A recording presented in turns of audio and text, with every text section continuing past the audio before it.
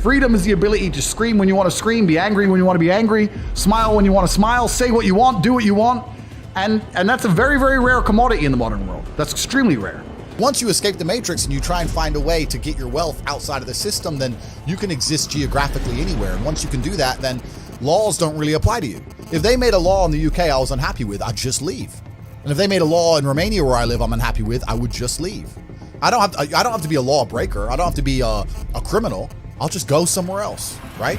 It's like in chess, they say good moves come from good positions. It's true. You can't find a good move from a terrible position, right? If you're sitting at home with no money, it's hard to invest in Bitcoin at $1. Doesn't matter what it goes to, right? You got to be in a good position to take advantage of things. So you've always got to be in a position where you have a good network, you have good information, you have some kind of liquid money, you have the ability to survive without that money, you can take a risk.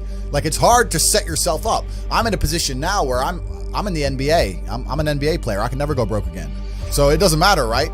Once you're in the NBA, I can throw $1 million at something. It doesn't matter if it works or not. So for me, it doesn't make a difference. And that's why it's so much easier. They always say the first million is the hardest, and they're completely right. Once you get to a certain point, you can gamble to a degree, right? You know what's amazing? Now I have money. Lots of people always ask me, how do I get rich? And I say, when's the last time you talked about money? When's the last time you sat down with your friends and refused to talk about anything else but how to make money? How are you making money? How are you making money? How am I making money? How can we make money together? How's that guy making money? How's that coffee shop there making money? Is that coffee shop making money? I don't know. Do they sell cake? No. Why don't they sell cake? Everyone in here is a businessman. If they had a cute young waitress, a girl, instead of a guy, they'd probably sell more coffee. Like, no one analyzes anything. They just want to get rich, right? I want to be rich, but they have no plan to get rich. And a hope and a plan are very different things. I explain this to people all the time. Everyone has a dream, but no one has a plan. And nothing good is going to happen on accident, right? I didn't become world champion on accident. I didn't wake up and someone go, how'd you become world champion? And I went, oops. You have to plan for it. So I said to Tristan, we need to discuss money. We need to plan this, and we need to work out a way we can get rich. And that's when I started analyzing and understanding banks and the credit system and the money system, how the world actually works. And then I got really pissed off because I realized that money isn't real and it's all a scam. And the banks are destroying us in real time with inflation. And I still don't have any. And I also very, very much understood that as soon as you stop pushing forward, as soon as you go stagnant, you're dying, right? As soon as you stay in one place, you're slowly on the way down. I was under enormous pressure. I didn't think, I have plenty of money now. It was the complete opposite. I wanted to work harder, more hours. I found the tap.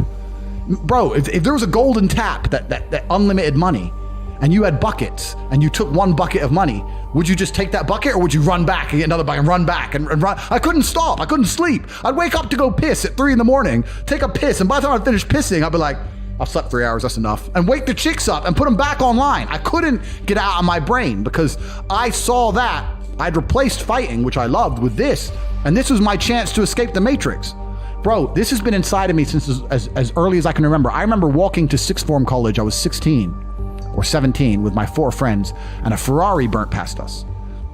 And I said to my boys, I was like, man, how'd that guy get that car? And they're like, don't know. I was like, doesn't that annoy you? I'm like, why would it annoy me? Because we're going to school, our parents are on council estates. Like, we're trying to scrape 20 pounds a week to eat. This dude has 400 grand for a car. Doesn't that aggravate you? Doesn't that show you that there's something about the world you do not understand? That you're missing something? And they're all like, not really. I was never that guy. I was pissed off for weeks because I saw some dude in his Ferrari. Do you understand? I was like, no, I have to. So now when I push my Ferrari, I'm like, this is the full circle.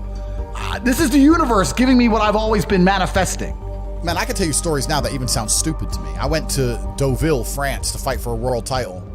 And I was sitting there and the promoter hadn't turned up yet. And I ordered 2 waters, 2 Perrier. And they came and they were like €9 each. And I paid for them. And I said to Tristan, 20 quid for fucking water. Because we're brokies. And he's like, yeah, that's crazy.